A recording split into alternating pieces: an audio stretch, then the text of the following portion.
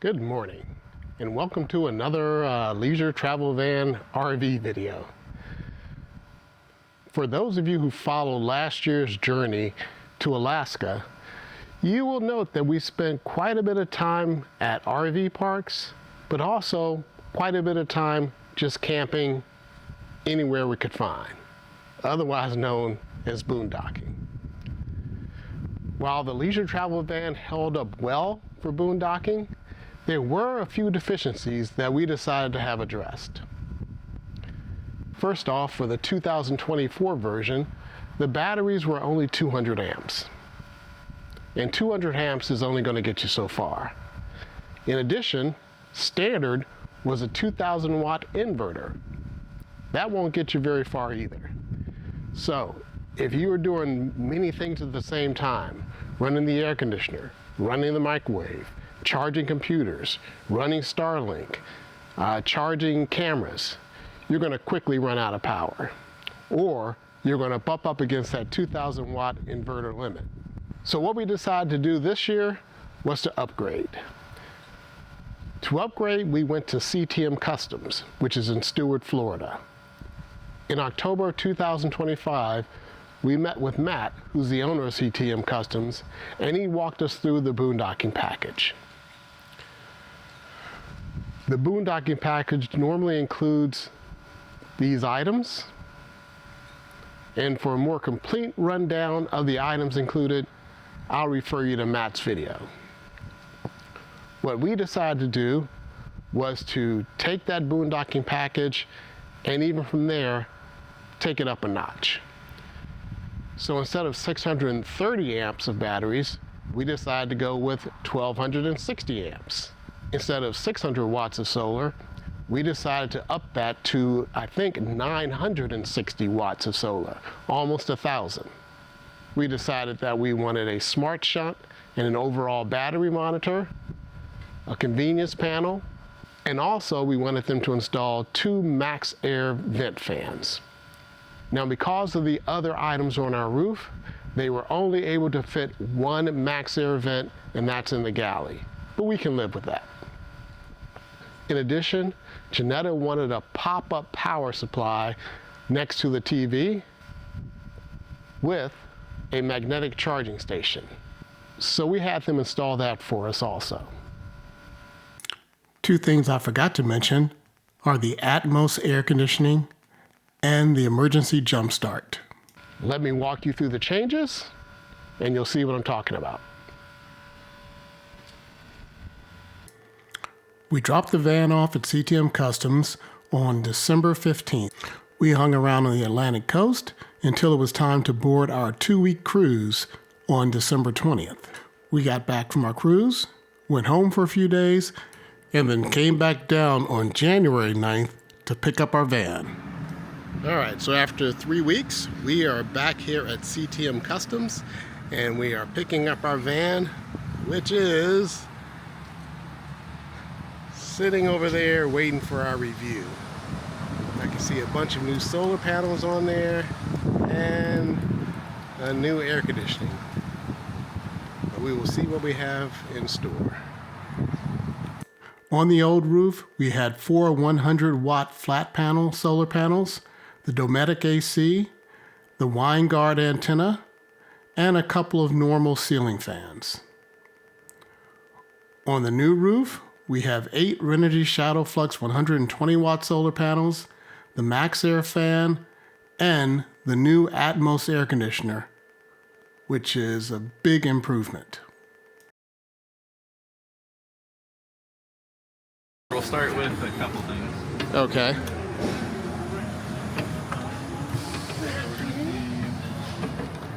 The Atmos remote. Let's go ahead and start the AC. If you grab me one of those, grab the remote on the left. Oh, there. 3 remotes. Okay. Yeah. This one? Yep, let me have that one. Alright. Okay. I'm gonna go ahead just so we don't suffocate in here. Turn that on. Yeah. You should hear a beep. As long as the house is on. See if you can. Usually, I think they put it right near you, or actually right over your head as the receiver. So see if you can turn it on there. If you see the fan and the AC logo, that's on. It is set to 64. I don't think we quite need that, so I'm going to go to 70. So it's at full blast right now. Oh, there it goes. Yep, so that's full blast. It's not really Okay. going to ever get louder than that. Cool. That's wow, a that's a lot better. Yeah. lot quieter than a Dometic. I would Fan have to is this fan speed. Okay. And then the plus and minus is temperature. You can switch it to heat. I'm not going to do it now because it takes a few minutes to do that switch over, and then we'll be stuck on heat for a while. Yeah. But to switch this to heat, you're going to press mode, Okay. and then you can actually see this logo will switch to heat, basically. All right.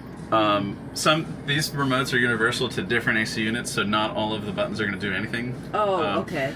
We include this one because it has backlighting, so a lot of people will keep this by the bed. The other remote they'll typically mount. Oh, this is So a second remote. Okay, Yep. I was wondering what that was. So typically people will mount that one or just keep it as a spare. This one usually stays by the bed or where you're Okay. hanging out. This is going to change with the convenience panel. You're going to be able to do pretty much all this from inside. Oh, Okay. So Above the stairwell, we have the Xantrex Bluetooth controller for the inverter. And of course, you can access that using a phone app. Just inside the door, we have a convenience panel. From here, we can shut off our batteries and cut off all power to the inverter. But the most important part is the Victron battery monitor, which allows us to see the combined readings for both batteries. Prior to the upgrade, the stair area contained the two 100 amp batteries, but now it houses the two solar controllers, various shunts, breakers, and junction boxes.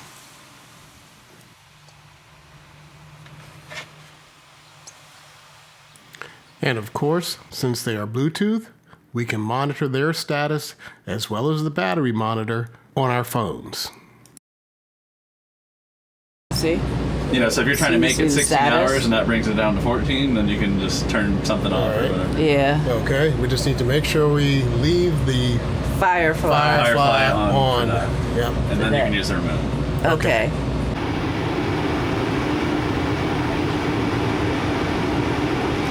In the storage compartments underneath the slide out, we now have two 630 amp Lithionics batteries. If for some reason, you shouldn't ever really need to go in there with the convenience panel. Okay. But they do also have buttons on the batteries directly. So if it Okay. seems like we haven't ever had an issue, but like the convenience panel is just not responding to the batteries, they are in here. For the most part, you won't ever really need to go in here. Okay. Unless you just want to see them. Yeah. Yeah. so And the batteries on the top. the button's going to be on the top. It has a blue light up Oh, light yeah. on there. I see the blue Yep. light. That is the button? That is the button. Okay. So you're going to Okay. hold that for 2 or 3 seconds to reset or shut off the battery. Okay. Okay. Or turn it on. So the button, no matter what you're doing, you're basically going to hold it 2 or 3 seconds. All right, so Okay. they're both on right now. The battery will basically be deciding what that button's doing. Okay. So if you have drained it to 10% and the battery shuts off, holding it for 2 to 3 seconds will turn it back on. Okay. But if you're at 10%, the first thing you need to be doing is charging it. Okay. Right. Okay. But that battery will shut off its output, not its input. You can still charge it even if it has shut itself off. You Okay. can still put charge in it. All right. So bump that charge up a little bit. If you're in a situation where nothing is charging it, you got no sun, whatever, you are able to turn the batteries on, start the generator for charging, Okay. or start the vehicle. So I believe you got I don't have the ticket on me, but I believe you got Kasea's. Yeah, we got the jump start. Yeah, so whether you start the vehicle or start your generator, both of those will charge it if you don't have any sun. Okay. Every once in a while in storage, we'll have a customer say, hey, everything's off in the vehicle. I left it on because they'll use their AC to kind of maintain because they'll store it outside, so they'll set it to like 80. They'll come back, nothing's working, nothing's turning on. Well, in the time they had it in storage, the battery went down to 10%, shut itself off, and then charged itself back up on solar. Oh, okay. So they'll come back, I got full charge, everything looks great, but nothing's working. And all it is resetting the button. Okay, got it. So they will shut themselves off because they won't let you drain them too far. They're almost dummy-proof. The reason I say almost is there's nothing stopping you from hitting that button and going the rest of the 10%. Oh, okay. If you do that, that will void your warranty. So We don't want to do you don't want to do that. For the most part, you have a lot of battery power, so you can even at like 12 or 13% or something like that, you can kind of just, by the time you get there, you might as well just, stop using it, let it charge, or fire up the generator, plug in, however you want to do that. Okay. We'll leave that open for now. All right. Okay. And each Lithionics battery can also be monitored via Bluetooth. This is your emergency jump. Yes. The button is going to be the same on the convenience panel. So to jump this vehicle, you're going to press this button. You'll hear it click. That's jump start is on. That's off. Okay. So when you click it on, you can now come up. This is assuming you got a dead battery and you need it. When you press it and hear that click, start the vehicle, come back over here, shut this off. Okay. Okay. And that's your emergency jump start. All right. And lastly, we have the pop-up power supply that's next to the TV.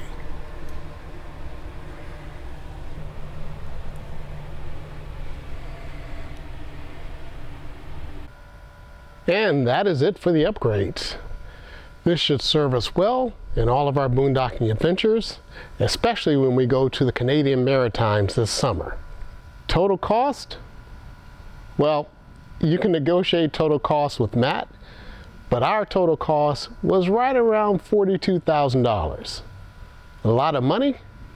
Yeah, but since we live in this thing for 3 months out of the year, it's worth it to us.